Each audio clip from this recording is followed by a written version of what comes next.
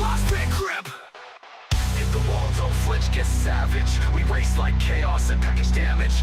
Trash talk good, we love the static. PGR like this, league's volcanic. Light it, break it, burn it down. Light it up. Full set, every damn night. Track.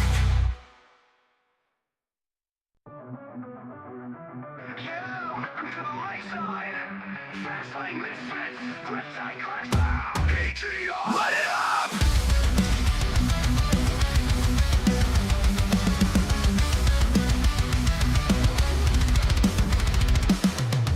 Lit fuse, no brakes, we don't play safe. Back of the pack, now we punching in the main stage. Draft deep, cut low like a blaze. Great slide jumps hit like an 808 bass wave.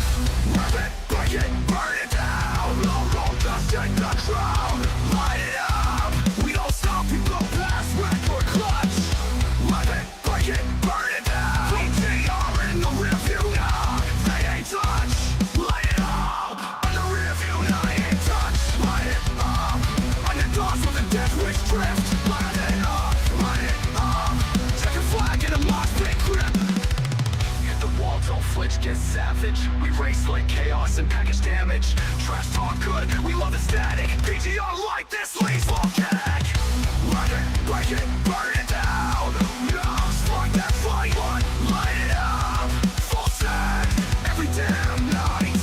Trash talk, we good, we love the static. PGR light, this leaves volcanic.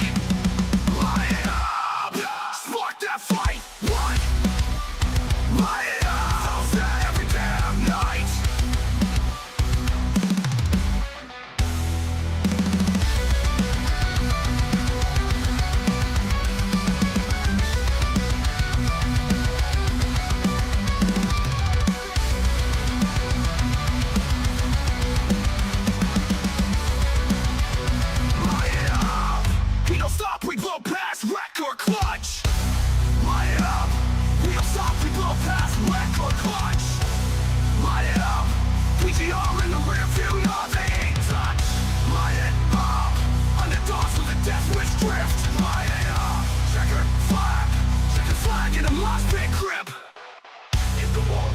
Get savage, we race like chaos and package damage.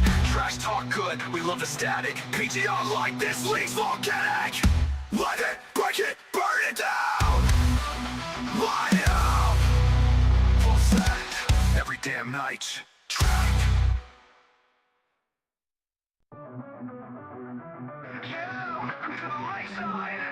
Fast lane misfits, grip tight, crash down. PGR, light it up.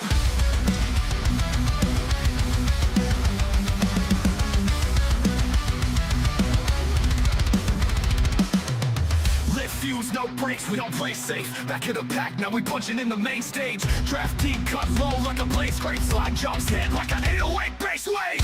Rip it, break it, burn it down. Low roll dust in the crowd. Light it up. We don't stop, we blow past record clutch.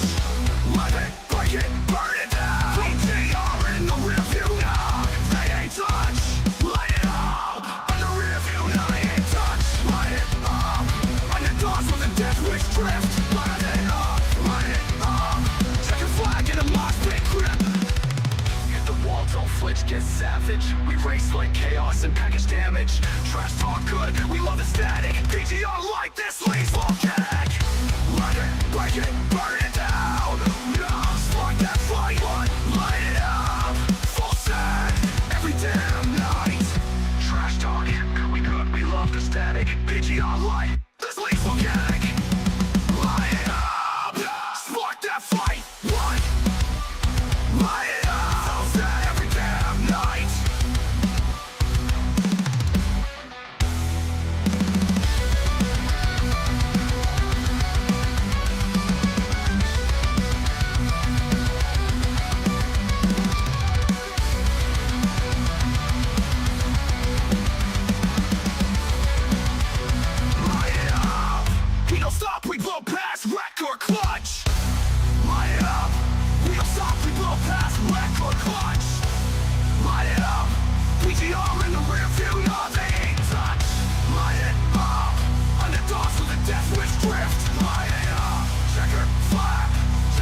Get him get savage. We race like chaos and package damage.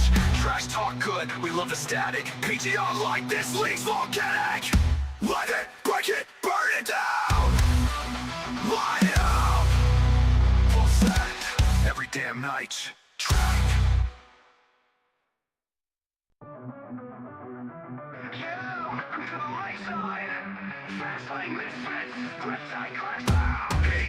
Let it up!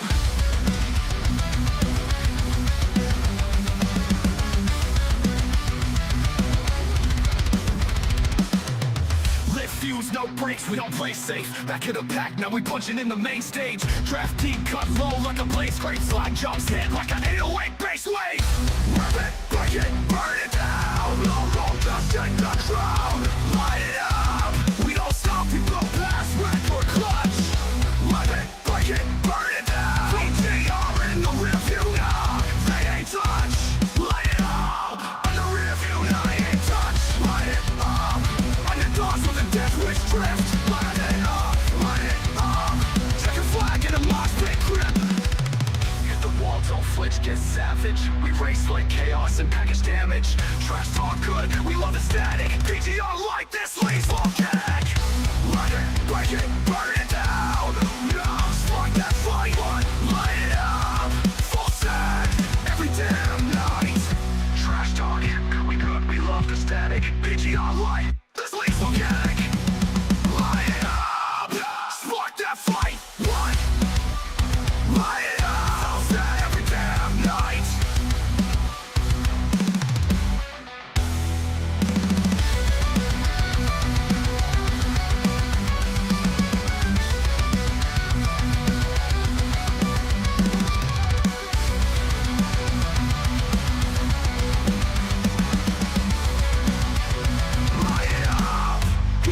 We blow past wreck or clutch. Light it up. We don't stop, we blow past wreck or clutch. Light it up. PGR in the rear view, nothing ain't touch. Light it up.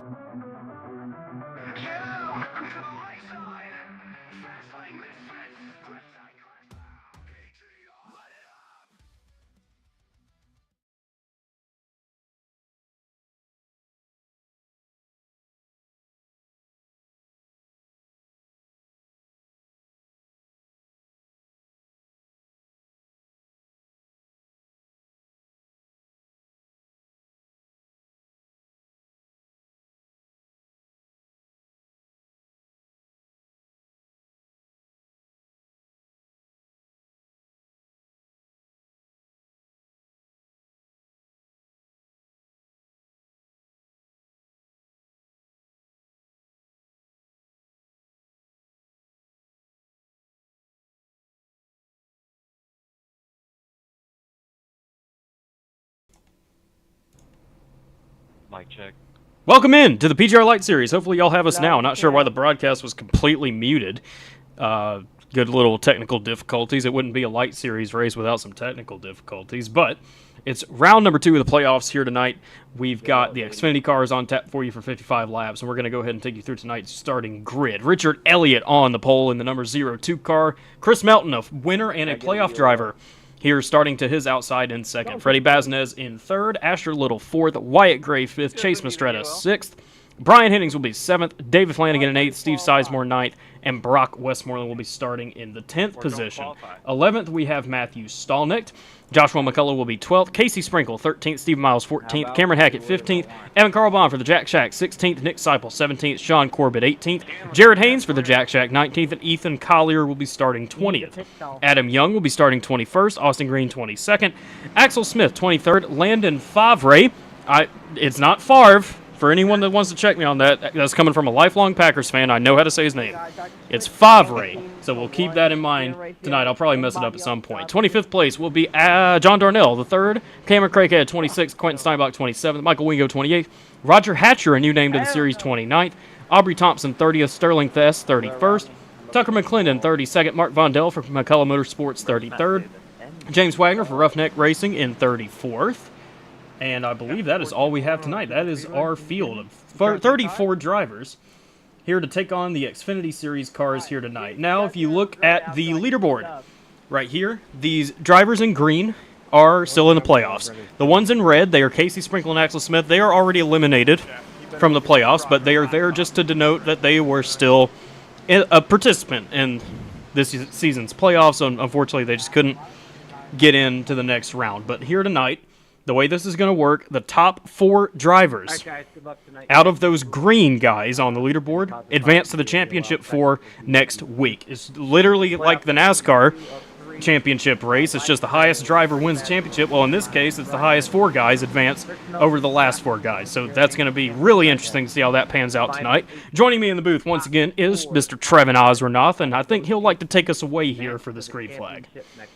Oh, baby, you're putting it on me again, baby. This is what I live for. This is what I die for. I ain't even dead yet, but we about to live, baby.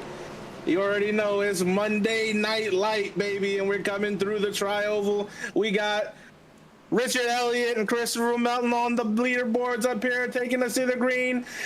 Let's light it up, baby!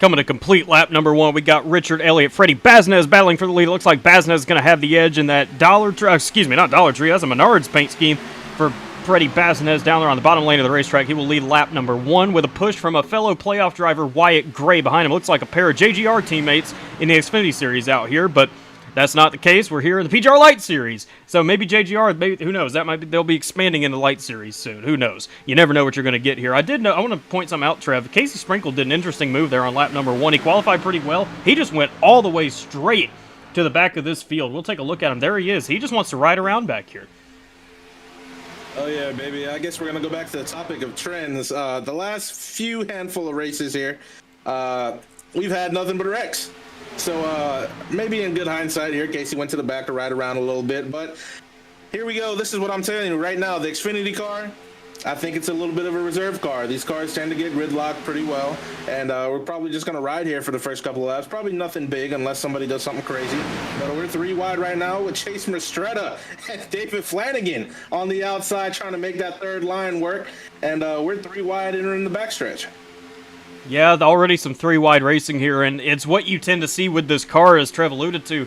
It has a tendency to kind of parking lot itself, and when that happens, you really don't have any other option than to go up to the 3rd lane, and eventually, tonight, I predict we will see the 4th lane try and come into play also. Considering we are at Talladega, we have the space to do it, but right now, that 3rd lane really riding high, not even leaving an option for a 4th lane to exist at the moment. Chase Mastretta and David Flanagan still trying to make as much progress as possible on that 3rd lane, but nothing home just yet. Chris Melton looked like he was trying to take a peek up there to try and hop up in front of Chase, but look at David back here. He's hot.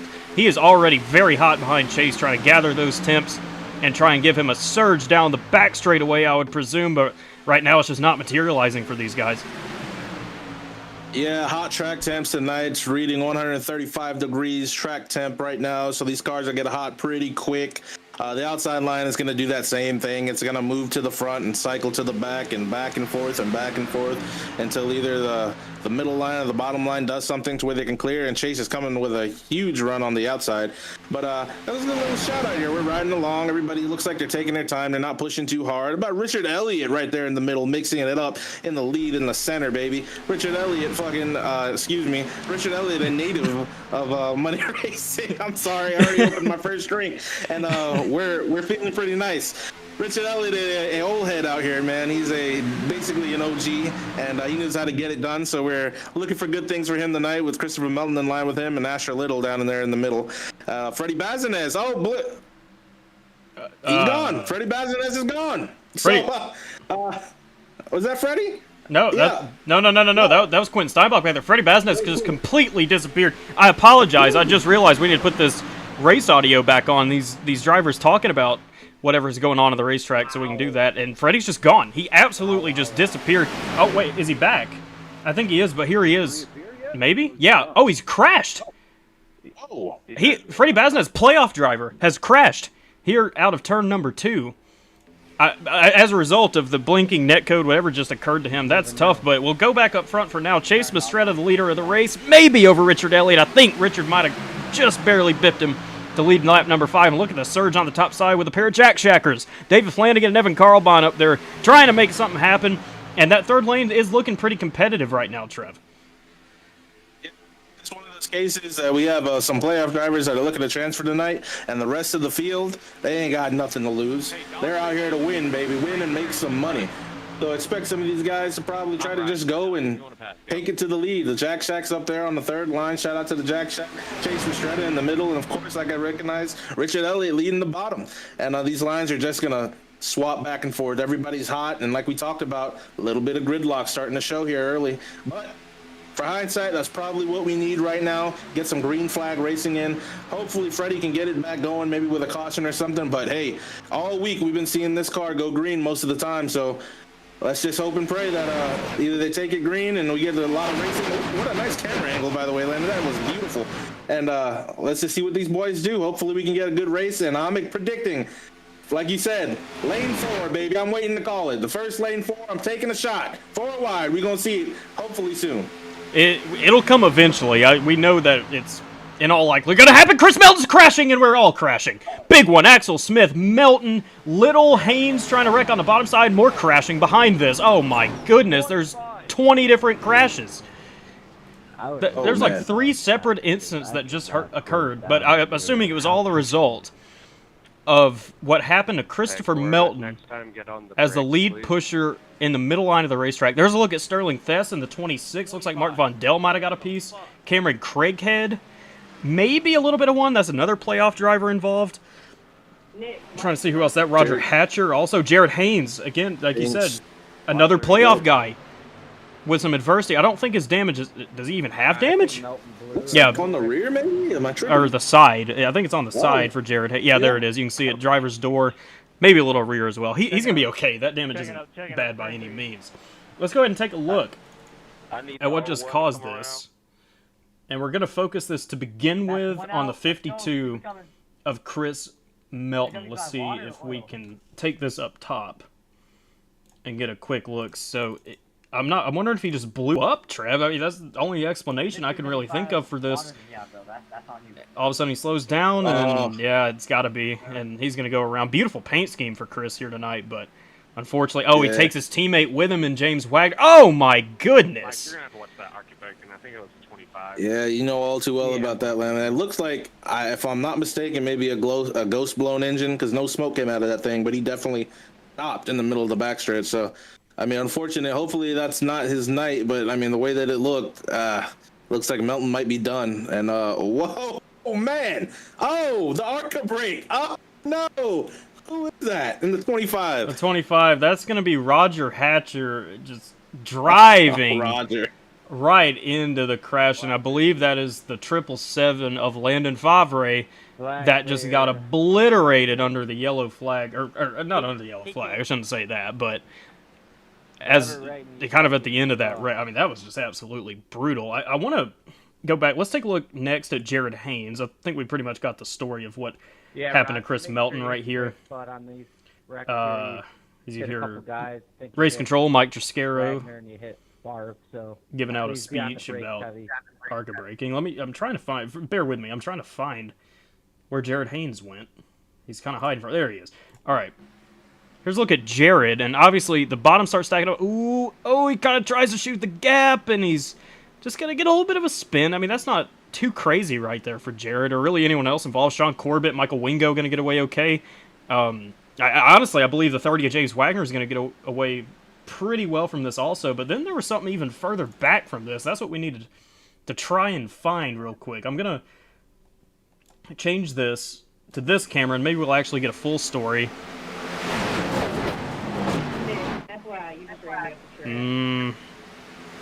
I mean, oh my! Cameron Craighead. That's where Craighead got involved. Our playoff driver. Let's go back And you kind of and take a look my right ear and maybe go up. at Craighead You can see me turn left. very quickly. So we'll take it up to the chopper. That's Landon Favre in front of him. Behind him, he's got Josh McCullough. Josh bails immediately, and Casey Sprinkle is going to come up. He kind of gets into that 3 car. I'm not sure who that 3 car is. And he's going to, as a result of that, come up into Cameron Craighead. I'll tell you what, Trey, that's a lot of playoff drivers that have already starting to face adversity. I'm wondering if Chris Melton might be out of tonight's race already. I believe he is, yes. Chris Melton will be eliminated from the playoffs as a result of this crash. And that's just unfortunate. Tough break for him. Wow. But you did all you could, man. Appreciate it. Yeah, that's just one of the many factoids, word of the week, factoids that you have to go through here is managing engine temps. And even though we weren't pushing too well, man, these hot track temps will take a toll on the motor, especially if you're in and out of the orange or the red is what we call the high temps, and eventually it just goes blue on him. And unfortunate for him because he was going to probably be a contender here tonight to probably transfer over, but it's just one of them things, man. And hey, good job all season, though. I will say he was up front, he won a race, and it sucks, but hey, it is what it is, and we just got to get the racing. Yeah, and considering all these other drivers, it looks like Chris Melton is the only driver that has actually retired from tonight's race. And as you might see, we pulled this dashboard up on the right side of your screen. Look at that bottom number, the track temp, 135 degrees. Now, usually, that's a good thing for engines. You want it to be hotter because that creates more separation between the cars because of the tire wear that induces, and you can easily get more air to your car as a result. But in that circumstance, I'm not sure what went wrong for Chris Melton. I know you said this at the beginning that I know too well about it. This happened to me recently in one of these races. It just blew up out of nowhere. Like the second it turned orange, it blew up. And that was like a night race at Daytona, too. So you never know with these things. Sometimes it can just happen out of the blue. And I think a strike of bad luck kind of caught Chris Melton right there. And it's just going to be a tough break for Chris. One of our playoff drivers. Let's get a quick update on some of our other playoff guys real quick, if we could find them. Let me see. We got Casey Sprinkle. He was unfortunately eliminated last week. Freddie Baznez. What a break for Baznez. Before he goes a lap down as a result of him blinking out and crashing, here he is back on the lead lap and still in contention here. There's Cameron Craighead with what appears to be a clean race car in front of him. Stephen Miles up here as well. That's Stephen Miles in the 3. No, it's not. Is that? Oh, Stephen Miles is in that 8 car. That's okay. That makes more sense. That's a different paint scheme for Stephen here tonight. That's Aubrey Thompson in the 3 in front of him. Okay, good to know that. We're about to come back to the green flag here with David Flanagan and Chase Mastretta, the 2 leaders of the lines, followed by Richard Elliott, Wyatt Gray, currently the highest of the playoff drivers, and then Brian Hennings, another playoff driver sitting right there in 5th. Green flag back in the air at Talladega. They're taking it down, crossing the stripe right now. David Flanagan with a huge shot out there to take the outside line. Probably going to try to control lanes from here, but him and Chase look hooked up pretty well here on the outside. Bottom lane is informing as well as what they thought. Probably going to try to get the run out here, maybe clear down when it starts to come back, and there goes David down at the bottom. Looks like the field is a little shuffled out here right now, which isn't really a bad thing. It's kind of what we need. I did say before the last caution that we might have went green, and right after that they wrecked, so I'm going to just stop assuming and just let them do. And these... Oh, Evan Carbon! Oh, man, they're wrecking! Oh, he's dead! Oh, no! Oh, no! Oh, that's a big wreck. That's a huge wreck. That was fucking. Oh, no! Was 25 Ouch. the guy that got warning for? I'm speechless. I don't even know what to say. I don't know if he hit anyone, but Well, I mean, What? Did anyone just see the wheel rolling down turn 4? that is Matthew Stallnick in the 41 car. His night's over. Holy crap. Yeah, obviously. Very much done for him. Landon Favre, it looks like, with a pretty healthy amount of damage as well on his machine. I'm trying to see that right front for him. It was close. Not too bad. Yeah, he's done. He's Oh, done. yeah, it's over. That's going to be it for Landon Favre. And Oh, Landon. I know what we just saw. I mean, it's pretty plain and simple. Anyone with a pair of eyes, anyone blessed with the gift of sight, is pretty aware of what we just saw out here on the racetrack, and we're going to go take a look at it. Evan Carlbon. He was not a playoff driver, correct? Yeah, no, he wasn't a playoff driver, so that's good. And I kind of saw this while you were speaking. Evan spoke up about something. All the wrong way.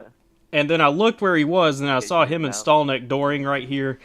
And I think the rest is going to be history. Let's just take a look at it. Stallneck's obviously trying to hold that middle lane for some reason. I guess that's where he wants to be. And Evan just didn't take it, and he just came down and trashed him. Took Steve Sizemore with him. Trashed himself in the process. Michael Wingo, that's where Favre is going to be involved. Sterling Fest, Casey Sprinkle taking evasive action to miss the injured Evan Carlbon. So, what else is there to say? I'd give them the benefit of the doubt. I mean, they were beating and banging off of each other, and I don't know, maybe. Oh man, that looks. Oh yeah. Maybe he just didn't see him. Oh man, Austin Green is involved in this too. No. Austin Any Green. playoff drivers involved in this thing? Oh, Casey Sprinkle with a fantastic big brain move of the race. Went to the back early, and he definitely made it through that one too. And so that's Austin Green. His night's over also. That's another definite contender. Not a playoff driver this season, unfortunately. Kind of a rough season off of season number 1. He had a good chance last season. That's just been bad gone to worse for Austin Green, and he's just going to be eliminated as a result of that. And yeah, I mean, that's about all there is to it. Austin, I'll tell you, that's kind of how the season's been going so far. You'll do really well and just get involved in somebody else's mishaps. And unfortunate, but let's go ahead and ride along with this replay, see what he sees. Yeah, this is Austin Green, fellow broadcaster here at PGR eSports. Following behind Steve Sizemore, the wreck in front is just last second. Nothing. Oh man. There's nothing Steve Sizemore could have done there, though, coming back down across the track. His steering was obviously already done for, and it's tough. I mean, I understand the frustrations, but at the same time, this is a playoff race, you know, and I think we were lucky that we got away with everyone involved in the crash not being in the playoffs. I think we got away with that. But at the same time, like, he can't really be doing that. As here comes the field into turn 3 and 4, you see the remnants of the wreck. And Mark Bondell gets a piece also. That's where Favre gets a piece. Stallneck obviously done. Isn't Austin in the playoffs? And there it is. That is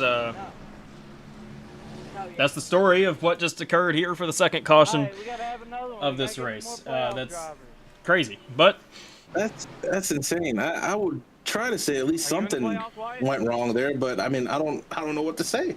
I'll tell you from like personally, I never thought I'd see that out of Evan. Yes, correct. Same here. But I mean, sometimes people just get driven to such a point, you know. I don't know. Who knows? We'll focus it back now as the field's back double file. We have Sean Corbett, the leader of the race, with Stephen Miles, playoff driver, starting to his outside in second. Behind that, Axel Smith, an eliminated playoff driver, in third. Richard Elliott still hanging tough up here in the top 5, and Wyatt Gray dropping back a little bit back to 5th, as well as Dave Flanagan and Brian Hiddings. Then we have Mastretta, Westmoreland, and Young rounding out tonight's top 10. So, wow.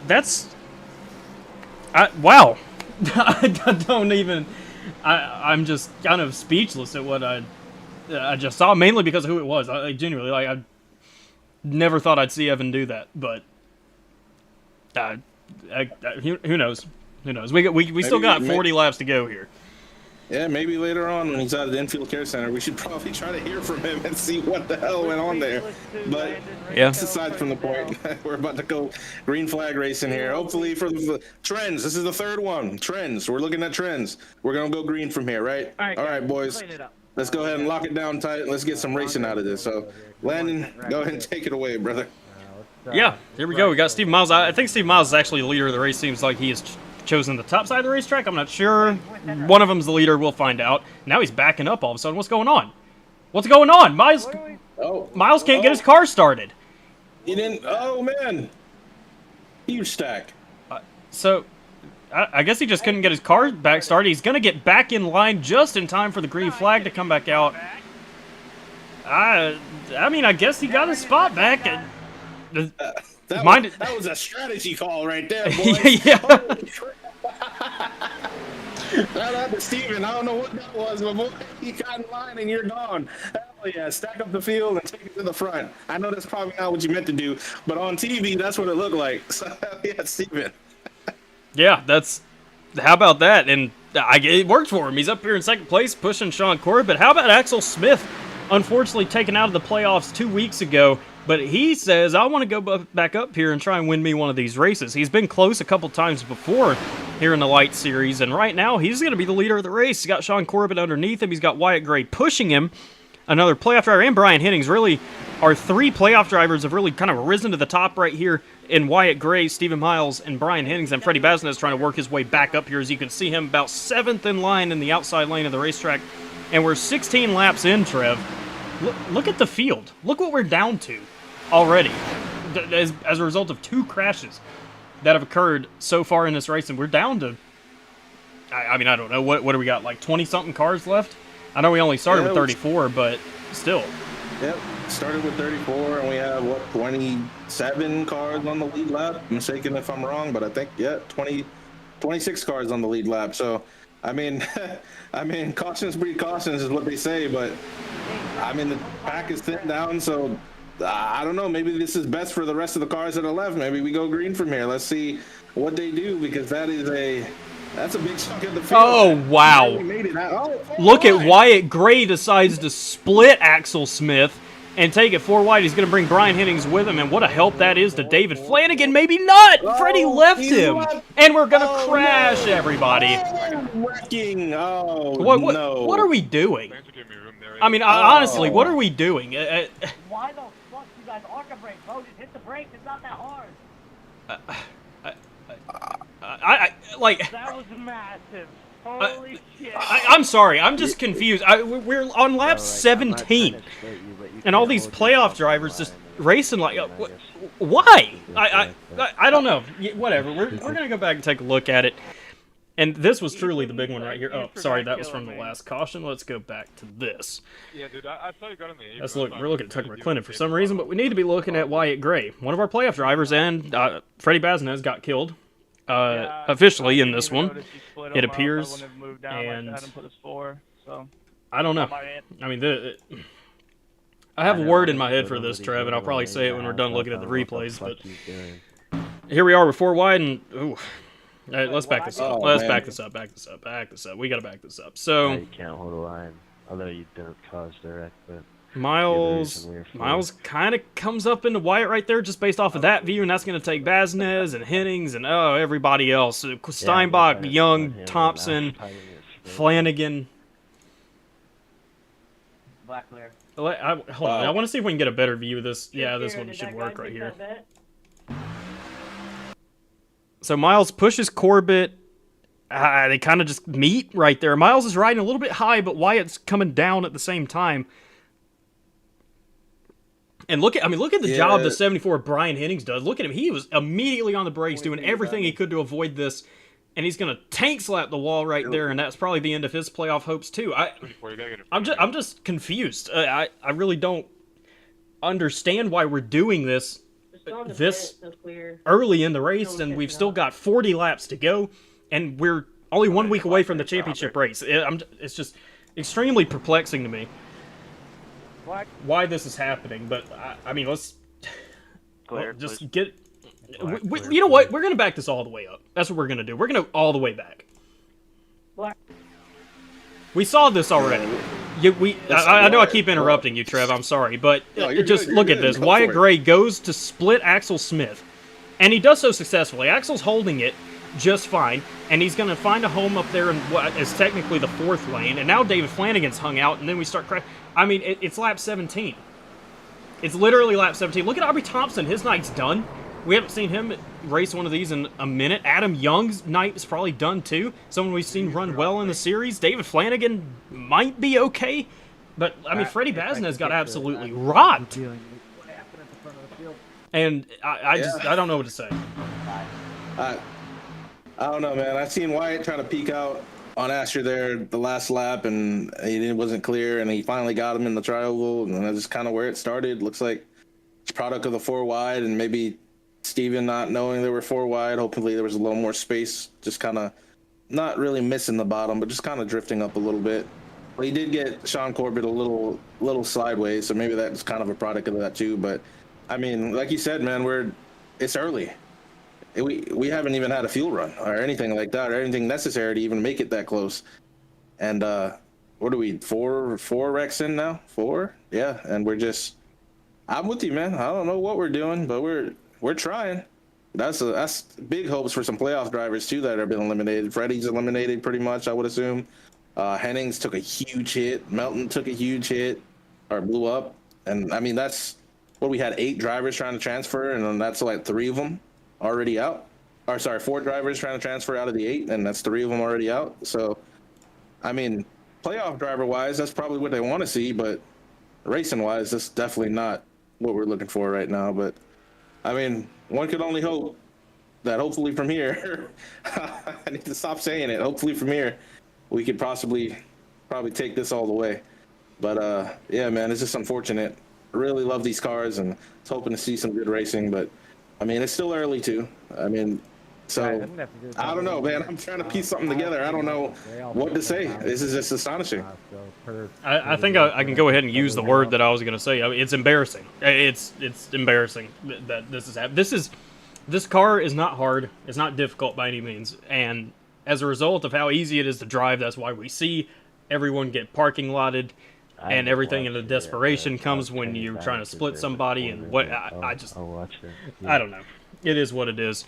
But hey, maybe the good news is we can get an underdog winner out of this tonight. I mean, it's only lap 20 after all. Yeah, We've still got about 5 more crashes to go, so we'll see how that ends up. Look at Brock Westmoreland. How about Brock up here leading the race now with Sean Corbett? And Corbett, you want to talk about somebody that's had a great season, just hasn't had the results to show for it. Sean Corbett, he's been up front to every single one of these races, and just something happens to him every single time. How about Ethan Collier up here in 3rd? And then Richard Elliott's just been in 4th this entire race, it seems like. But he's hanging tough in there. Chase Mastretta, the winner of the last race. Can he go 2 in a row? We'll find out. Nick Seipel up here, not a playoff driver, surprisingly, but is still someone to watch out for as a favorite to win this race. John Darnell's up here in 7th. James Wagner was involved in the first crash up here in 8th. Jared Haynes, how about him? Getting all his stuff fixed. Now he's the highest playoff driver up there in the field. And then our good buddy Tucker McClendon rounding out the top 10. So I guess we're still set up for chaos and God knows what else here, Trev. Can I get a Neo out? Yeah. Man, I don't know what to say, Landon. I just hope these guys just go green from here, man. Have some good racing.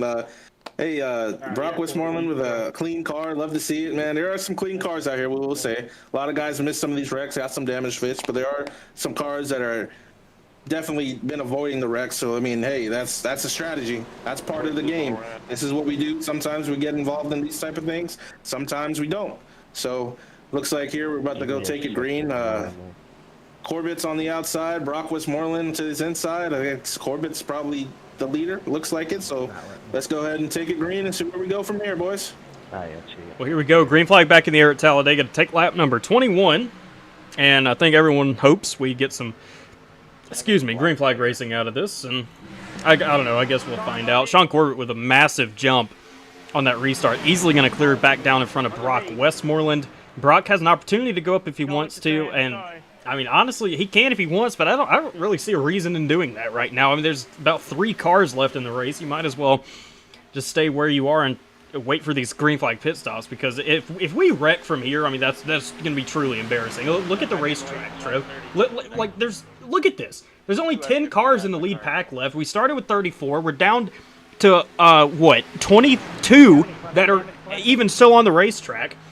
And I don't even know how many of those are actually still viable cars. So, I mean, anyway, let me stop.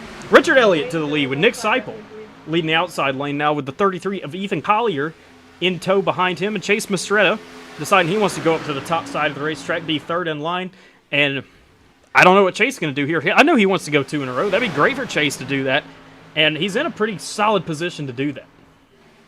Yeah, I spoke to Chase earlier today, and he said his words, not mine. He's going to win every explicit, quote-unquote, race from here on out. So he said he's going up there, and he's going to try to win it all because that's all he can do right now because he's not in the playoffs.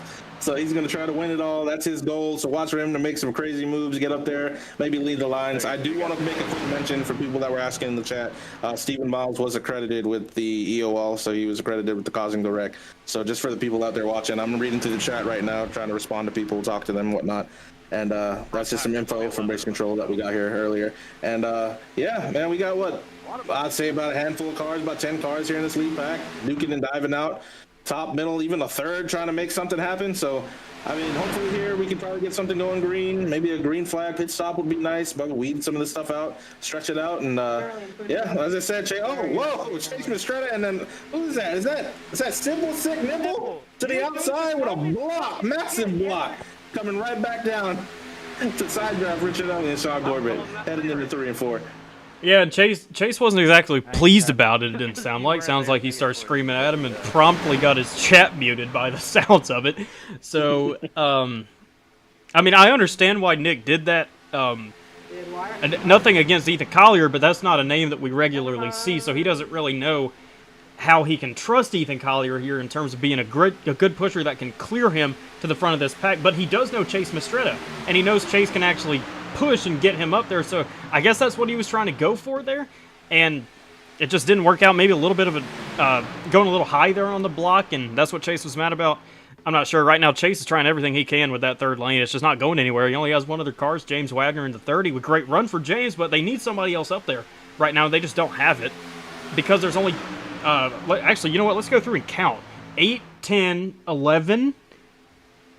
11 cars that are actually racing here in this lead pack. And one of them appears to be a lap car. I think that's Michael Wingo there in the 25, fourth in line in the middle. And then we've got the single file out back. So, I don't know. Chase is going to stay up there. He's stubborn. He's going to try and make something happen. And how about it? Hey, here he comes. As I start talking about it, here comes Chase Mistretta, top side of the racetrack, and is going to lead that lap. Huge run to the outside. Chase Mistretta takes it down in the 1 and 2 in the third line, possibly going to clear the entire field. Holy crap, what a run on the outside he had there to clear down to the second lane. And this is exactly what Chase said he was going to do. He's going to try to control. He's going to throw all the blocks. He's going to do what he does to try to win it. And yeah, that's just exactly what he's doing here. Look at Wagner on the outside in the third lane, trying to get something going there. We haven't seen too much of him here tonight, and he's going to try to establish his name out here and try to get something done. Beautiful purple paint scheme. Wagner, by the way, has some of the most beautiful cars out here. Purple, yellow, red, whichever one, the Wagner car, the 30, always has a great looking car out here tonight. And how about our boy Tucker McClendon hanging on there on the tail end of that little pack right there? My pick, Tucker McClendon. He's out here just hanging on, riding, probably cussing at everybody, trying to get everything straight in line. And he's doing a good job here tonight. Jared Haynes, of course, 9th place right in front of him. He is the first car to transfer, it looks like, in 9th place right now. So he's the highest transfer car over into the playoffs. So look for him to probably do big things as the rest of the field here is single file behind them. Probably for the best, just riding it out, taking their time, long race, trying to make a pit stop, and let's see what we got to go from here as they enter 3 and 4. You know, it is pretty crazy that you mentioned our friend Tucker McClendon. I was just thinking about it when you started talking. We should pull him up into the booth. Prime time to do that as he's sitting 10th in line. Just looks like he's riding right now. So let's go ahead and pull old Tucker up. If we can. There he is. Tucker McClendon, the boys in booth. You got a copy? I got you. Well, it's time for our weekly Tucker interview. And right now, you're sitting pretty. You're sitting here in, 10th place, it looks like. Walk us through your race so far. Oh, dodging chaos. People slinging their knobs around and being stupid. So just riding back here, about 3/4 throttle, saving a little gas so this pit stop, if we get there, is quick. Well, I mean, it's really, like you said, it's kind of a race of attrition so far, and so far you've survived it all. So we congratulate you on that. Now, not to add any pressure to you, but Trev picked you to win the race. So go out there and win. Trev. I'll try to do that for you. You know, right now we have 11 people in the top, and we're up here running 3 wide like the damn idiots that we are. But you know, it is what it is, and I'm just running back here because someone, Nick threw a stupid block earlier. Told him pre-race he would probably do that because he always does that. He's kind of a dumbass. But yeah, you know, it's. Do we have some beef? No, we don't have some beef. You know, he has a sticker on his car, and that if you know, you know, in the left bumper, you have to be nice to him. But it's on the that was scary. You know, that's why we shouldn't be effing 3 wide up here. Well, hey, it gets you some spots, Tucker. Yeah, great track awareness, by the way. What'd you say? I said great track awareness, by the way. Get you some spots, as Landon just said. So I do have a question for you here, Tucker. We're gonna do a little vocabulary. So if you were to pick one word to describe this race so far, what would you pick? Holy shit! Who just came? Fucking. Okay, sorry for the F word.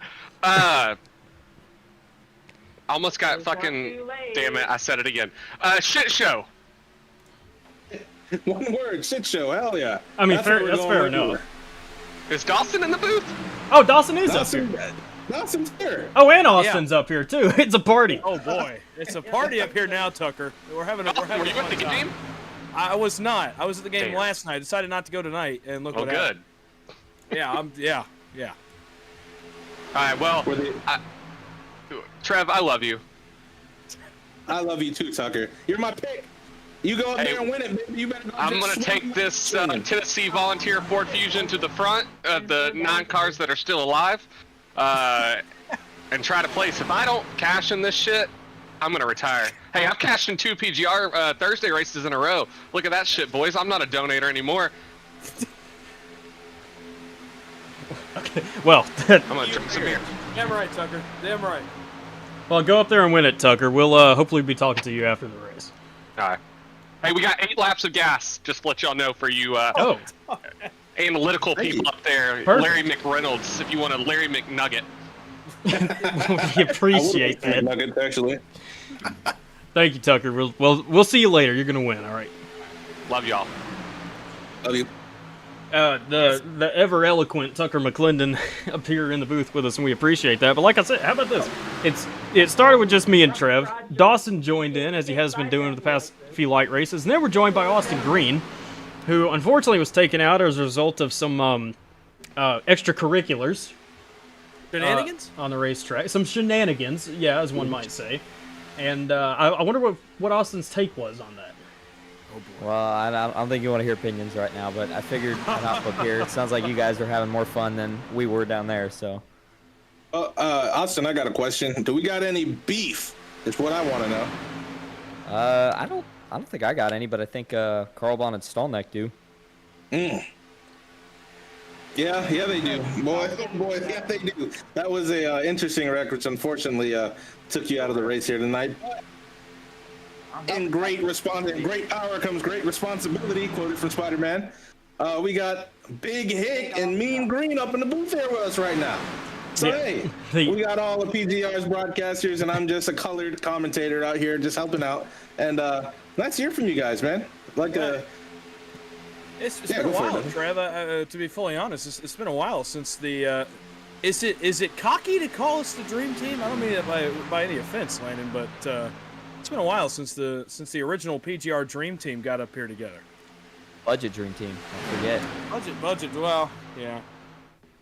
Well, I take no offense to that whatsoever. Y'all two are the pros. I'm here broadcasting well, never. You know what? I shouldn't say that.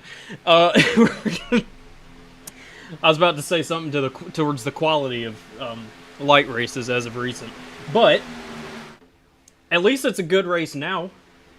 we're all single file except for 3 guys up front. Ethan Collier in the 33, James Wagner. They've been locked at the hip since we went back green.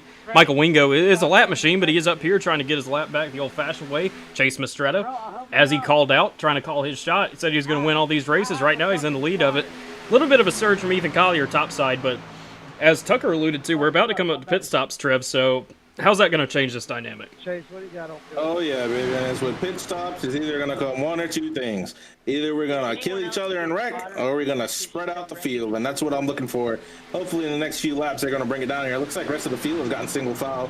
Looking like probably preparing for pit stops. The top lane's gonna probably try to come down, or maybe, maybe, just maybe, they might come in double file, which is not unheard of, but definitely a little unheard of here in the Light Series so far. So let's see how they go. I'm hoping to get some green flag pit stops, and I keep saying it, and they keep wrecking, but I'm hopefully right now we're going to get some green flag pit stops, get these boys down pit road, maybe get some tires and some fuel in it, and them cars are looking a little thirsty, Landon. Yeah, we're expecting these any time now, and presumably it would be the last stop of the race, I would imagine, but I'm not 100% sure on that because, well, I don't know. Austin, how many laps of fuel were you getting? We were getting about 16 laps or so. Ooh, so might not be the last stop. I don't know. We'll see. Unless Tucker McClendon was on some alternate strategy. Chase Mistretta's about to turn Ethan Collier. He saved that. Good. I was about to say, if we wrecked right there, that was going to be crazy. But, yeah, shout out to him. Getting some laps led here in the Light Series. A newer name. I mean, we've seen him before, racing PGR before. And now he's up here getting some experience at the front of the field, albeit not too great experience because everyone's single file. But still, shout out to him for that. And we see we're all really starting to single file out now. Michael Wingo found a spot in now. The Lone Ranger topside, James Wagner, I say that. But there goes Josh McCullough, a playoff driver, mind you, in the back, trying to make something happen here. And I guess just probably trying to get some track position before this happens. And Wagner's going to find a spot in line. Now he's going to get some more help. Stephen Miles, Cameron Craighead, 2 more playoff drivers coming up here to try and take this, as well as Casey Sprinkle. So, about to see these pit stops. And I'm going to get a quick tally. So it looks like there's really only 5 drivers left for 4 spots. But Brian Hennings is 37 seconds off the pack with a damaged race car. So it's kind of locked in right now. If this does stay green, that Josh McCullough, Stephen Miles, Cameron Craighead, Jared Haynes will be your final 4 next week for the championship race. Again, that's considering this race goes green from here and no crazy circumstances happens to one of those drivers. But we got the call right there. Some pit stops coming in. Sounds like John Darnell, and presumably the rest of the field will come in here. Well, look, Landon, real quick. Oh, go ahead, Austin. I don't want to cut you off, Dawson, but you guys mentioned Josh. He had 8 minutes of damage in the first wreck. That kind of tells you about the way it's gone tonight. So for him to still be out here running, and it almost makes me start to think if I'm a playoff driver out there, you're either sitting in the back or you're aggressive at the start, and then when you get towards the middle one around end, towards take the it back. easy. Oh, hard in the wall. Is that Michael Wingo? Goodness, he just blew the front toe off that car. Not Wingo. Oh, my pick. Wingo. Big oh, hit. no. Yeah, unfortunately going to be taken out right there. No, he wasn't my pick, but he definitely got taken out. But Tucker made it on the pit road. Tucker's my pick. Sorry. Wingo definitely did not hit bingo tonight. Oh, That's a great one. nice. That was awesome. Landon, I do want to say, you mentioned the playoff drivers. There are 5, but Hennings is still running. If you're one of the guys left, the 4 in the lead pack, which there are still 4, it's McCullough and Craighead. They're staying out here along with Stephen Miles. There was 1 on pit road right there, Jared Haynes. Don't make a mistake. Hennings is still running around the racetrack. He's still not on even a lap down. Don't make a mistake and end up by yourself. He's got a partner as well. I'm not sure. I think it's Quentin Steinbach, perhaps. It was. He's got Mark Bondell with him now as well. If you're one of these 4 guys up front that's making a pit stop, don't lose the draft. Don't make a mistake. Because Hennings has some help now, and he's got damage, but a mistake, again, could put you back in that area where you were in the danger zone. Hennings still running laps. He's staying in it as long as this thing is still green. Yeah, as we talk about that, here comes everyone else coming in for pit stops. Josh McCullough, Casey Sprinkle, Stephen Miles, Nick Seipel, and Cameron Craighead, and one other car. I couldn't tell who it was in the moment, but they're all going to leave now. It looks like Sterling Thess was that last car, and he might struggle to try and catch up to these guys as we watch Stephen Miles and Nick Seipel exit pit road here. And we'll see how these guys kind of form back out. There goes Quentin Steinbach. Unfortunately has lost the pack. Sterling Thess back there, again, probably going to struggle. But let's take a look back here. Chase Mistretta leading this line with Brock Westmoreland, Tucker McClendon, Sean Corbett, And is that Richard Elliott? Yes. James Wagner and Ethan Collier, and then Jared Haynes, it looks like, going to be it for this pack. And they're easily going to pass Sterling Thess right here as Chase Mistretta is blinking. Okay, good. He's back now. And here they come with a run on this group of guys. What a stop by Stephen Miles and Nick Seipel. I mean, that is perfect execution by both those cars up there.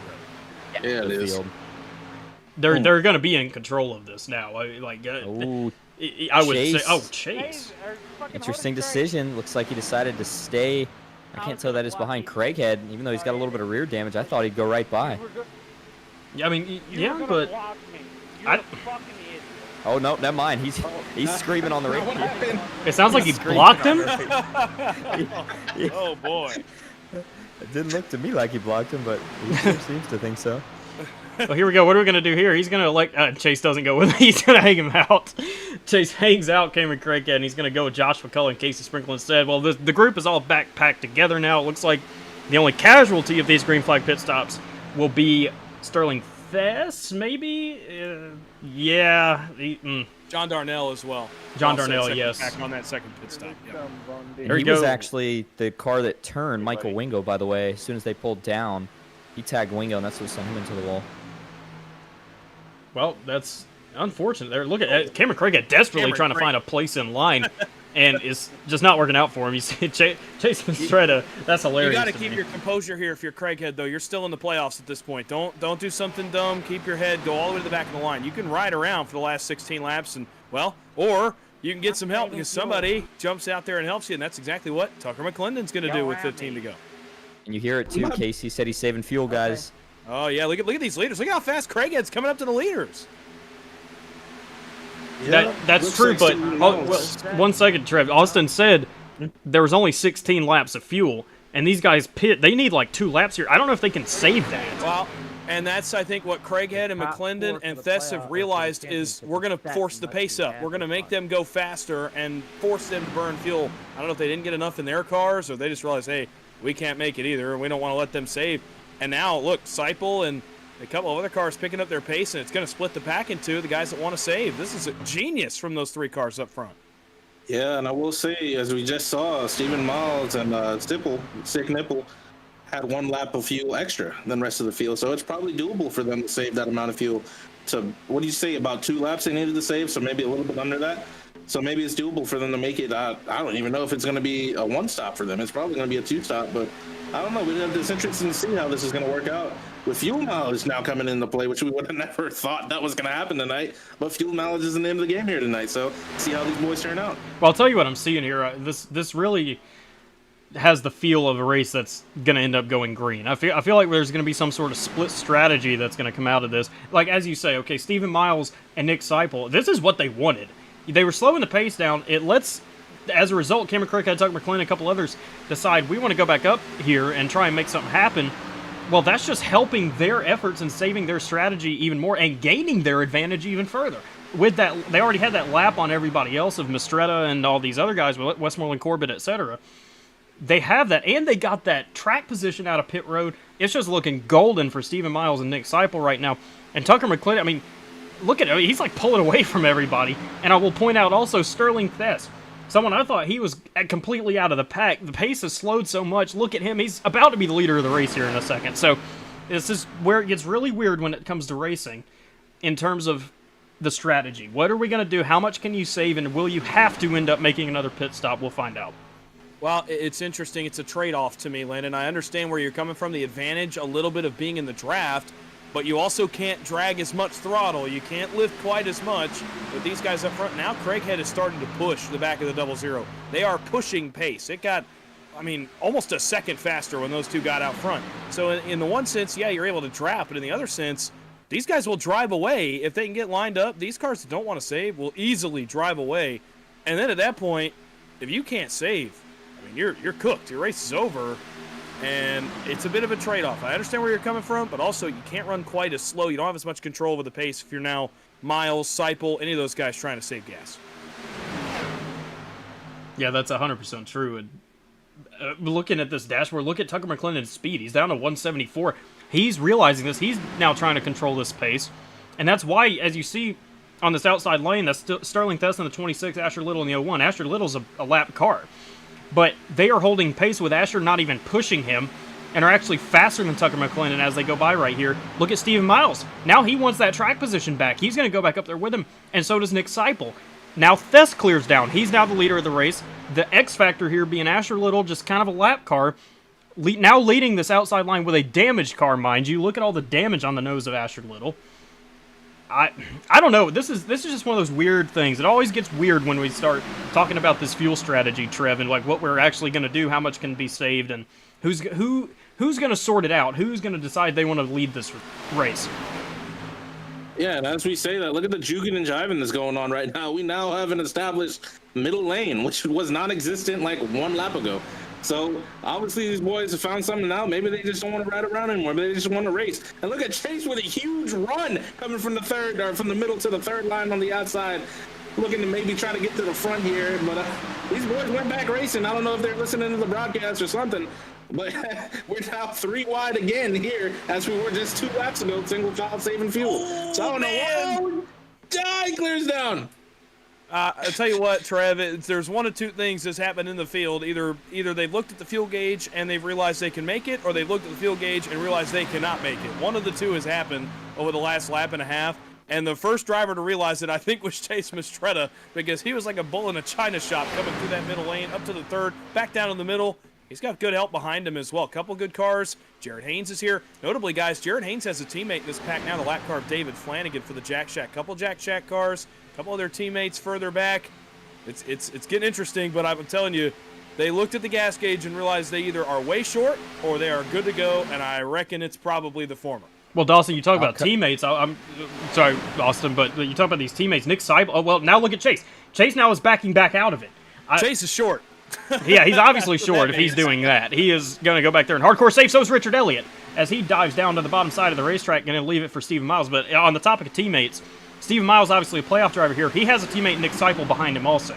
So that's really the only 2 teammate pairings that I'm really seeing up here is Jared Haynes and David Flanagan, along with Steven Miles and Nick Seipel. Now, I will say also, Freddie Bassin is still in the pits. I don't know if his night is over or if he's trying to fix all his damage so he can go out there and help his teammate Steven Miles, in which case that's obviously even better for Steven Miles. But right now, I really don't know. There's no telling what we're going to be seeing here in these last 9 laps. Are we going to see another pit stop? Are we going to see the saving? I mean, just these lead changes. There's a new leader every single lap, Austin. Yeah, I just wanted to cut in real quick before I head out. And I was going to say, I think Dawson kind of mentioned this earlier, but some of the guys that were back saving, they might have decided to go right as they saw the fuel number was good. But then, obviously, as you get closer to the front or to the lead, you burn more fuel. So then maybe you run a couple laps and you're not good. I wonder if maybe that's part of the reason what we just saw with Mistretta and a few others all of a sudden getting up front and then diving to the back. But, you know, you're getting to just about 5 laps to go here in a few laps' time. So I think that you kind of got to make that decision here pretty soon, because this isn't the next gens or the ARCA cars. You can't just go to the front in 1 lap. You really got to kind of work up the run and get some help in doing so. So it should be a good finish. And as always, I appreciate hanging out with you guys up here. And I just wanted to hop up to make sure I got the PGR promotion. Don't forget about the SummerSlam coming up in a couple months. And as for that, I will see you guys later. Good luck with the finish. Absolutely. We appreciate having you up here, Austin, as always. And tough luck tonight. Sorry about that, but we'll see you soon for another broadcast. I don't know what would it be, Thursday? Tuesday, tomorrow? Yeah. Thursday Going to Michigan. I know Dawson's excited for that one. Yeah. We'll see you guys then. Yep. There we go. That was Austin Green, our head broadcaster at PGR. We obviously enjoy watching him race. Just tough luck tonight, getting taken out early, and appreciate him coming up here in the booth, hanging out for a little bit. But at the end of the day, guys, we got a race to finish here. Coming to 7 laps to go. Jared Haynes, Nick Seipel leading both of these lines, and I'm still just really waiting to see what's going to happen. I really don't know what, like, in terms of what the strategy is going to be. Are we going to pit? Are we going to stay out? Who knows? Brock, man. You might have to go up high here in a second. James, just go up. James, go up. Everyone go up. Everyone go up and around Brock. There we go. Some live RC action here.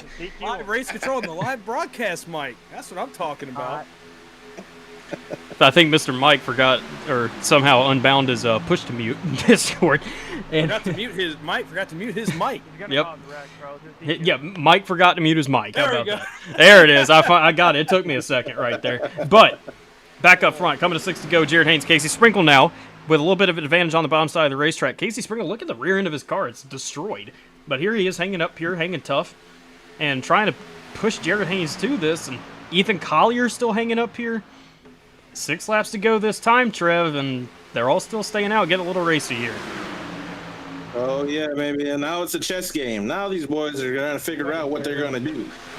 It's a good time, not a long time, is what they're saying out here. And Jared Haynes, surprisingly, Jared Haynes, one of the most reserved drivers on the track, I would say. I've run with him a lot. And he's out here leading the race. He used David Flanagan, his teammate, to get up there to the front. Now he's controlling the bottom.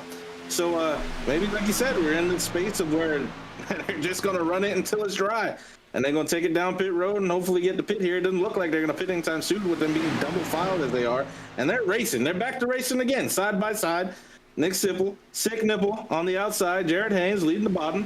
And how about Casey Sprinkle down there on the bottom pushing Jared Haynes?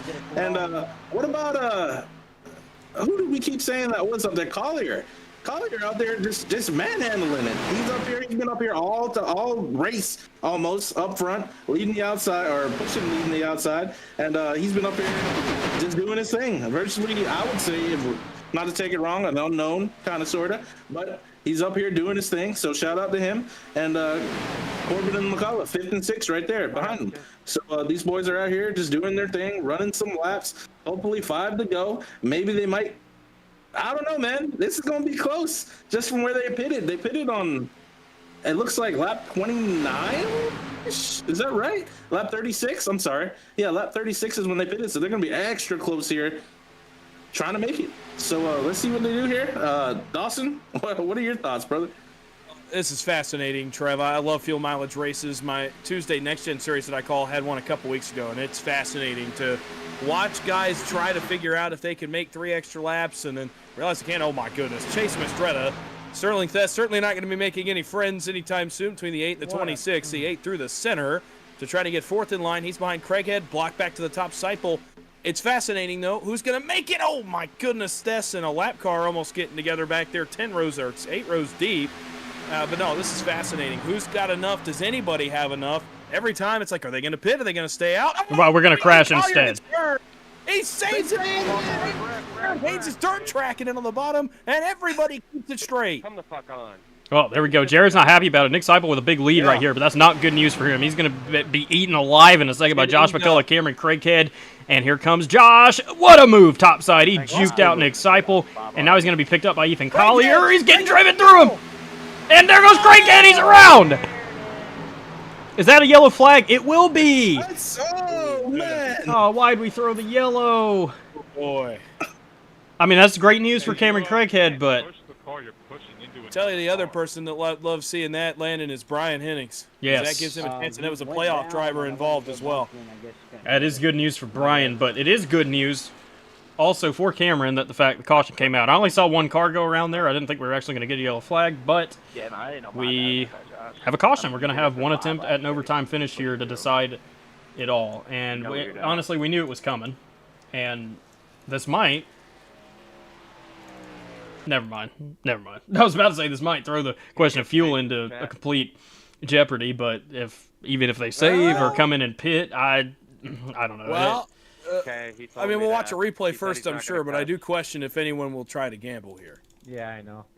We're going to find out. And this is kind of a result. Sorry, Trev, but you see Josh McCullough. Nick Seipel's just a sitting duck here. Jared Haynes drives into Ethan Collier, pushing him into Seipel, and then somehow Cameron Craighead gets turned around here. Let's go back and take a look at that again. That was actually from Chase Mistretta. No, it wasn't. No, it wasn't. That was not Chase Mistretta. Craighead kind of gets in the left rear of Josh McCullough right there. And that's going to spin him around. Let's get a better angle of this. You're good, dude. It's all good. Looks like Josh was just sitting a little high, and I mean, I feel for Craighead. I mean, at that point, you line up with Josh, Chase is going to split you.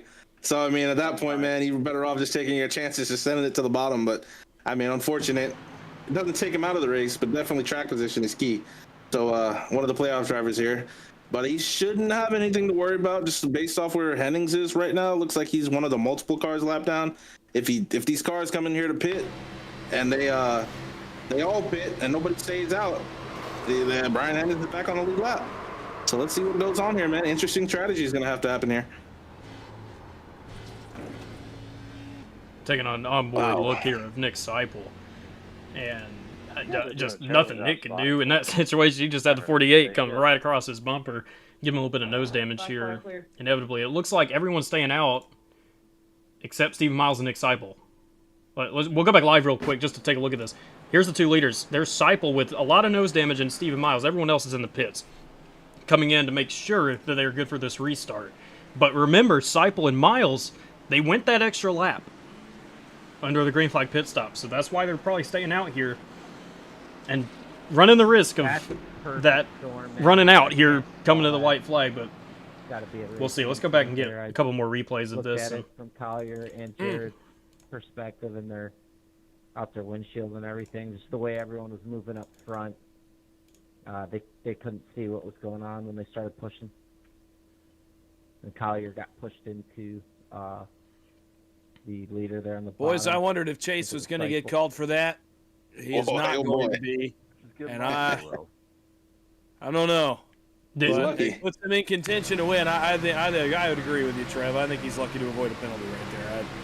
I only got a couple looks at it, but I mean, what was the perfect storm? That's why I was not calling Chase Mastretta. A couple things happening at once, which I guess is fair with the stack up that just happened before that. But man, he's certainly lucky if he goes on to cash or podium or even win this race. I mean, I guess I'm just kind of seeing it a little differently there. Chase didn't really initiate the contact that sent Craighead around. It was kind of Craighead coming up himself to try and line up with Josh McCullough, and then that sent him backwards. He lost the momentum, and then Chase at that point, I mean, he can't react that quick to what happened in front of him and spins back. I don't know. Either way, it doesn't matter. RC made the call, and Chase Mastretta, here he is sitting in 4th place with Tucker McClendon in 5th. My pick. Well, I'll tell you this too, boys. This is going to get really interesting. Cameron Craighead's gone a lap down on pit road. Brian Hennings, I believe, is on the same lap as him. Oh, man. And if that's the case, we now have a race for the final playoff spot as well, which is going to be a who can limp their car home for 2 laps the best. Craighead comes out. He might have beaten the pace car. If that's the case, he will still be ahead of Brian Hennings, I believe. But, well, Brian will take 5th and get a payout. There it is. Will. There's the call. That's what it's going to be. Cameron Craighead locks himself in right there by beating everyone out of the pits. He's going to be in the championship race next week. So, congrats. Well, now, if you're one of those 4 guys up front, Miles, McCullough, well, you can't run out of gas, obviously, but if you're Miles, McCullough, Haynes, or Craighead, you got nothing to lose now. You're going for it. Actually, I don't know. Yeah, that's true. And now you're just going for a payout, really more than anything. Steve Miles, Josh McCullough, Jared Haynes, Cameron Craighead, they will be competing for a championship next week. They're already locked in with all the attrition we've had here tonight. That calls it right there. So those are our championship drivers. Nice to have that sorted out kind of before the race ends. But now we have a race to finish. Who's going to win? Right now it's a pair of teammates up here in Steve Miles and Nick Seipel. Josh McCullough's up here in 3rd. Chase Mastretta, the ever-aggressive Chase Mastretta, in 4th. He's got Jared Haynes behind him. Tucker McClendon sitting there 3rd on the bottom. I'm sure we're probably going to see that. So, we shouldn't see anything crazy here, but I'm kind of predicting we're going to see something crazy. You shouldn't have said that, Landon. You should not have said that. That's commentator's curse, my friend. Dawson, I'd just like to tell you, I spoke to Chase this morning, or this afternoon, and he talked about you having to call a generational call the other night if he did something crazy. So that boy is still on it. So he saved it. Okay, all right. Yeah, if he does something crazy here, comes off with his dub, we need you over the mic, brother, ASAP, calling it. All right. I will hold up my end of the bargain. I did promise him that. I will hold up my end of the bargain if the event calls for it, and Chase Mastretta, he's going to find something he can do right here. He certainly will not roll over on these last 2 laps, Landon. Yeah, it's Chase Mastretta. We've seen him time and time again. Like he's very aggressive. He does know what he's doing, and he's going to find a way to win this race. Stephen Miles, Nick Seipel, the 8 and the 75, going to be taking the field back to the green flag for our only attempt at a green-white checkered finish here tonight. Josh McCullough trying to line up with Steve Miles. Green flag back in the air at Talladega. Little bit of an even start here. What worries me is Nick Seipel with that damage right there. He's not going to be a good leader. Yeah, pair of teammates checking in turn one right now. Yeah, that damage is probably going to hold up that outside line. But if Chase has anything to say about it, boy, he's going to be lifting the rear tires off the ground. Wait till he gets to his back bumper, brother, because he is not going to take no for an answer. The bottom line is rocketing out of 1 and 2 right now, straight down the back stretch. It's pretty much almost a dead race here with the outside being, we have 3 and 4. Oh, they split up. They're 3 wide down there in the back stretch, entering 3 and 4. They're going to have to split Nick Seipel, guys. He's throwing the parachute. He's throwing the anchor out the back of that car. Chase is going to have to go around him if he wants to win the race. What this is doing, it's allowed Josh McCullough to get clear. Will it allow Tucker McClendon to get clear? The field works down towards the tri-oval. They might just make it. There goes Chase with Ethan Collier behind him. Boys, we got a race. White flag is up. Miles still with the lead. Here goes McCullough. McClendon with him. Joshua McCullough, playoff driver. Here he goes, going around Stephen Miles into turn number 1. He's got a little bit of momentum here. We're kind of trying to start to crash in the back. Josh is clear. He needs to take that if he wants to. He's not going to take it. He's going to stay in that middle lane with Tucker McClendon out of turn 2. Here. Oh, Tucker McClendon he's going to make a move. He's going to drop to the bottom. He's got to go now. Josh McCullough, oh, he's got to do it. Come on, Tucker. He's got to go now. He's hanging in there. He's trying to do everything he can, pushing Josh McCullough, but he just couldn't take it up to the 3rd line just yet. Oh, we're trying to crash. Chase Mastretta, and there it is. It's everybody. Maybe. There goes big hits. Brock Westmoreland, everybody. How about this? Casey Sprinkle, James Wagner, but they're side drafting each other. It's going to be a walk away for Stephen Miles. I think here comes James Wagner. Here comes James Wagner to the top side. Does he have the run? Does he have the run? Stephen Miles is going to win the race. James Wagner so close to getting his first career win in the PGR Lite Series. But tonight it is all Stephen Miles, the winner of tonight's race, with Casey Sprinkle 3rd, Josh McCullough 4th, and Nick Seipel finishing 5th. And that was hectic. Absolutely hectic. Let's go ahead and take a look at it. Miles is out of gas, fellas. He's already gone to pit road. He's already taken his car off. He runs out of gas right as he crosses the line. Making me work for it on that last lap. That's. I mean, what? No better time for him to do that, I guess. as after you cross the start finish line. Let's go back, because it's probably going to be some EOLs administered here, if I can imagine, considering the insane accident we just saw in turn 3 and 4. Let's take a look. Tucker gets a little loose up into Chase, and that's going to kind of start it all. Collier gets a piece. And look at Brock Westmoreland. What a hit for him. And Mastretta. Goodness gracious. That was a crazy crash and a crazy camera cut we just saw right there. Brock Westmoreland is nice. I saw Corbett involved. Thess gets a piece. McClendon, obviously. Elliott, Craighead. Yeah, Nick, you're not. Von Delk comes up to 7th. Jared Haynes 6th, it looks like. So I don't know. there we go. What a insane turn of events here tonight. Let's go through these final results real quick. Stephen Miles, your winner. James Wagner, only 0.14 of a second away from getting his first ever PGR Lite Series win. And Casey Sprinkle, a solid rebound for him after being eliminated from playoffs last week, will come home with a podium finish. Josh McCullough finishes 4th, Nick Seipel 5th, Jared Haynes 6th, Mark Vondell 7th, Cameron Craighead 8th, Richard Elliott in 9th, and Tucker McClendon gets a top 10 finish for you, Trev. It wasn't a win, but he does get a top 10 finish. Then we have Sean Corbett in 11th. Sterling Fest will be 12th. Brock Westmoreland 13th. Chase Mastretta 14th. Ethan Collier 15th. Quentin Steinbach 16th. Brian Henning 17th. Unfortunately eliminated here tonight from furthering his playoff run, his championship run here at Talladega. Asher Little will be 18th. 19th place will be John Darnell. David Flanagan 20th. Aubrey Thompson 21st. Roger Hatcher 22nd. Michael Wingo 23rd. Wyatt Gray also eliminated from the playoffs here tonight. Freddie Baznez eliminated as well. Axel Smith finishes 26th. Adam Young 27th. Cameron Hackett 28th.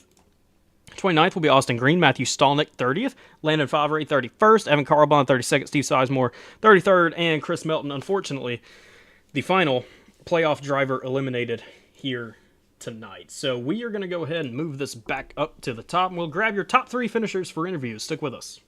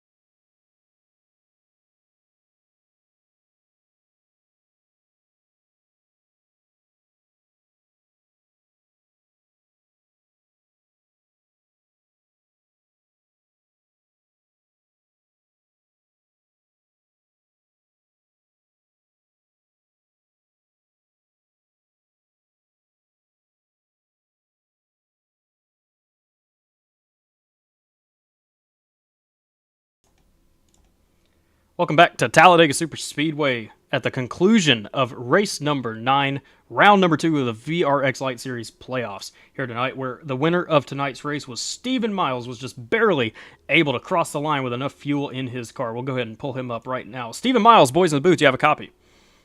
Yes, sir. How y'all doing? Well, we're doing great. It was, at the beginning of the race, it was kind of frustrating to watch everything that was going on, but then we get a green flag run all the way to the finish, and then we get a little bit of a strategy game. You and your teammate Nick Seipel were able to go a lap later than the leaders, and that really paid off for you here at the end. Yeah, it was kind of hectic at the beginning to find our footing and get comfortable around each other. And I know I was just saving after getting a black flag or EOL, just saving fuel. Nick was too, and we could have actually went another lap, but we decided to come in with other cars instead of trying to take that risk.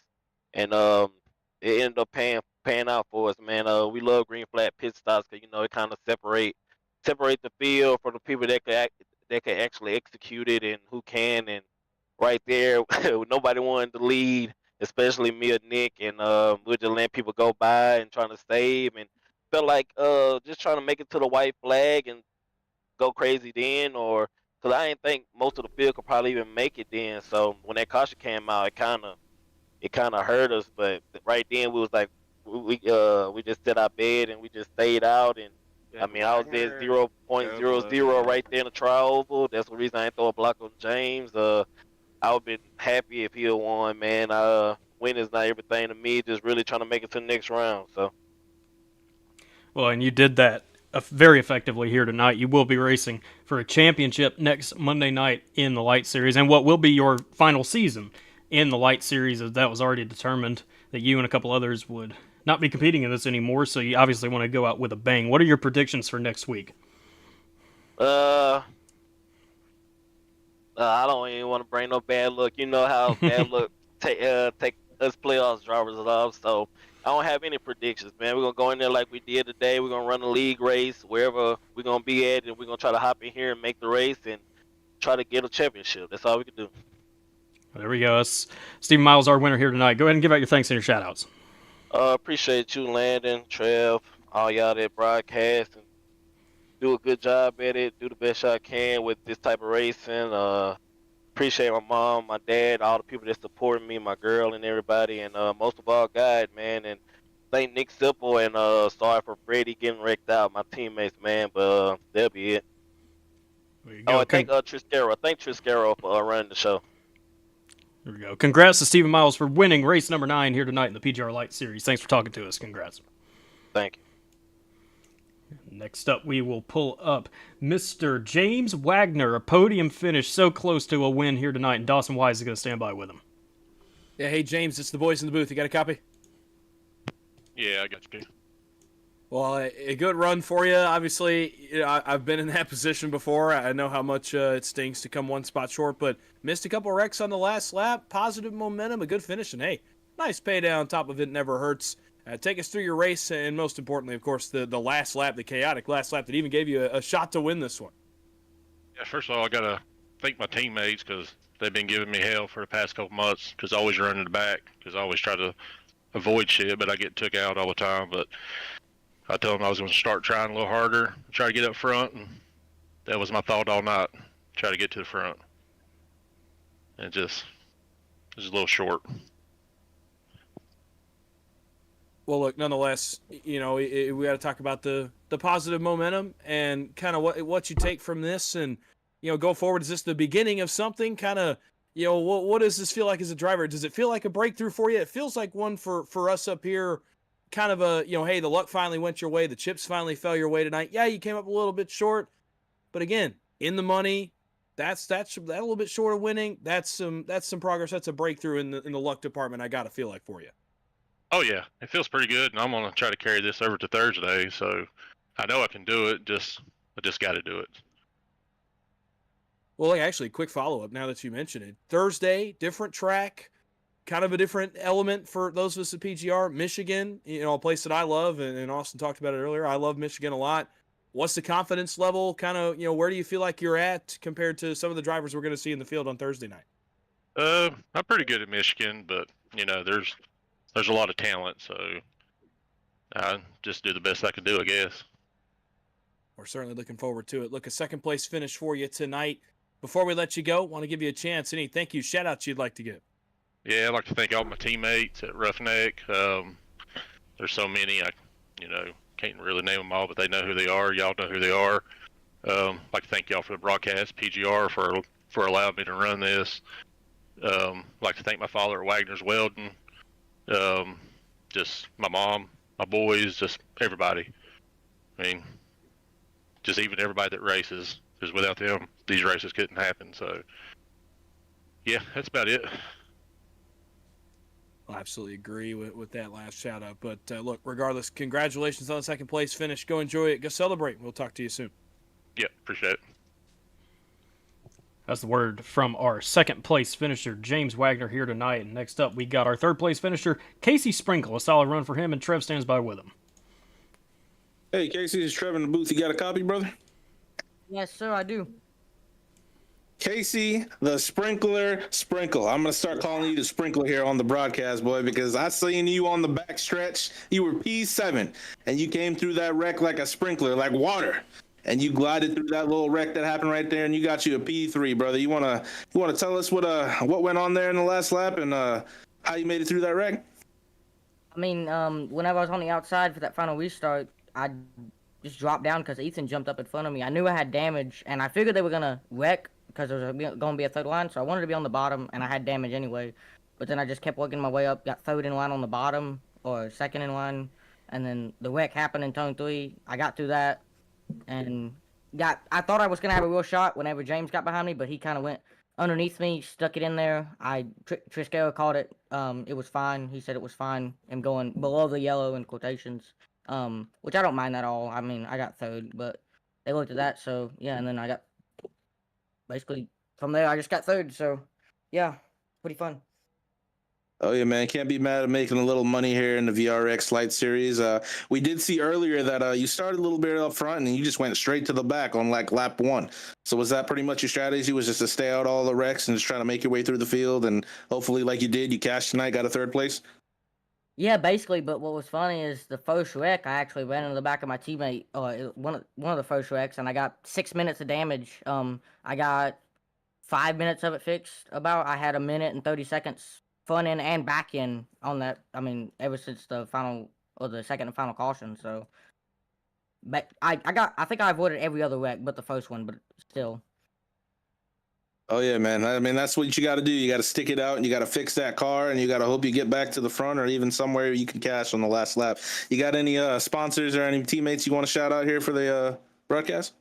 All my teammates that was in the race: Aubrey Thompson, Mark Rondell, Josh McCullough, Austin Green. Most of them actually got a lot of damage early on. Good to see Josh cash there. I was hoping to help him out, but I kind of couldn't. That's kind of why I didn't block him coming to the checkered flag. Y'all for broadcasting, obviously. Michael for putting it on. And I think that's about it. Hey, man, we appreciate you, and we're going to see you next week, man. Congratulations. Thank you, man. See you. And that's the word from our third place finisher, Casey Sprinkle. We appreciate him talking to us. And next week, keep talking about next week, that will be the championship race, the final race of season number 2 of the VRX Lite Series, where we will look forward to Stephen Miles, Josh McCullough, Jared Haynes, and Cameron Craighead try and battle it out for a championship next Monday night right here on PGR eSports. But before we get into anything about that, Trev, let's go ahead and start with you. We saw a lot here tonight. I mean, you know what? This is what we do. It's the Lite Series. We saw a little bit of everything. We saw chaos. We saw fuel mileage. We saw strategy. We saw blocking. We saw saving fuel. We saw taking runs, man. We saw 4 wide. We saw more wrecks. It was just, you know what? I'd hate to say it. I mean, the first little bit of that race was a little potent to watch. But at the end here, man, they gave us a good finish. And, you can't be mad at that. These boys were out here to race. And that's exactly what they did. And even coming out of 4, they were still racing, trying to get back to the line. So I can't be mad at them for it, man. It's just another Monday night here at the VRX Lite Series. And can't wait for next week. I don't even know where we go next week, but I still can't wait for next week. Yeah, it's definitely going to be a fun one. I'm going to check that really quick just so we make sure. I'm pretty sure it's ARCA at Daytona, if I'm not mistaken. It is indeed. ARCA at Daytona. next week for the championship, and Dawson's back. So, Dawson, we'll go ahead and get your take on what we saw here tonight. Yeah, I'm not going to lie. I had my microphone muted and forgot I did that. So, look, this is fun, man. Again, I said it last week. You know, series used to be my bread and butter on the microphone, so it's always fun to come back. And tonight kind of felt like one of those old-style races. You had a little bit of pit strategy, you had a little bit of chaos. You had guys watching their field gauge. Shout out Trev over here in the booth. You had guys trying to miss wrecks, attrition, which was a common, theme back then too. So you kind of had a little bit of everything. Felt like a little bit of a throwback, and for the guys that made it in, certainly had to work for it. Maybe not on the last restart, but to put themselves in position, not be in wrecks. Cameron Craig had fixed damage tonight. Jared Haynes fixed damage tonight. Josh McCullough fixed 8 minutes of damage tonight, finished 4th. Like, these guys put themselves in position, and you love to see it. They all deserve to be there, clearly, and they worked for it, and it's going to be real interesting to see who wins the championship. Josh has a championship in a series like this before, so will that make a difference? It'll be interesting to see that. Looking forward to the week ahead as a whole. Obviously, tomorrow night, not to shameless plug, but I got my series tomorrow night, playoff racing at oh, goodness, I can't remember. I'm choking in the moment. Playoff racing tomorrow in the round of 8, though, for my series, and that's going to be a lot of fun. It's Nashville tomorrow, but not to shameless plug. And then Thursday, I'm back on track, hopefully. Knock on wood, I'm hoping to be back on track. Austin said he was likely going to be up here, so Michigan is my favorite track on the service. I love it. And the trucks, I'm excited. I want to get back on track and run with these boys on Thursday. That'll be fun. And then we're back up here on Monday night for the championship race next week. It'll be a lot of fun. I can't wait. Yeah, definitely looking forward to Thursday night, too. Going to be a little bit more variety here for the Thursday races. Going there up to Michigan, the Irish Hills of Michigan, as they always say, to race the trucks there. It's going to be a ton of fun. And then next Monday night, obviously, the championship here tonight. And I'll tell you what, boys, I kind of had an idea while we were sitting here. I was listening to y'all interview and everything. How about we do like an actual post-race show next week? Talk about the season. Yeah. Not tonight, no. But there's a little bit too many tempers tonight, Landon. Yeah, no. We're not that. But next season, celebrate the end of the season. Kind of, who knows? Maybe a little award ceremony for champion. Who knows? Yeah. We can put something together. I can try and put some graphics together, some overlays. Maybe we can have a good little show next week. Honey bun giving out. I'm down for that. Continuing to put in new stuff around PGR eSports. I like it, Landon.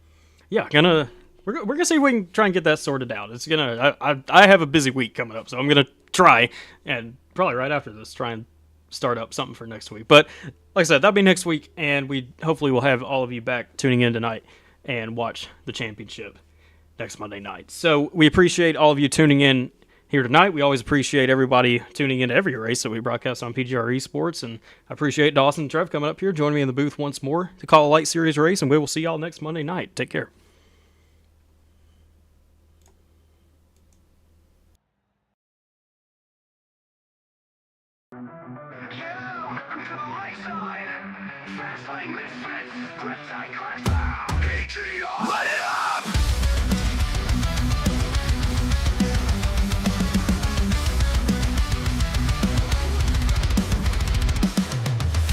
Fuse, no brakes, we don't play safe. Back of the pack, now we punching in the main stage. Draft team cut low like a blaze. Great slide jumps, hit like an 808.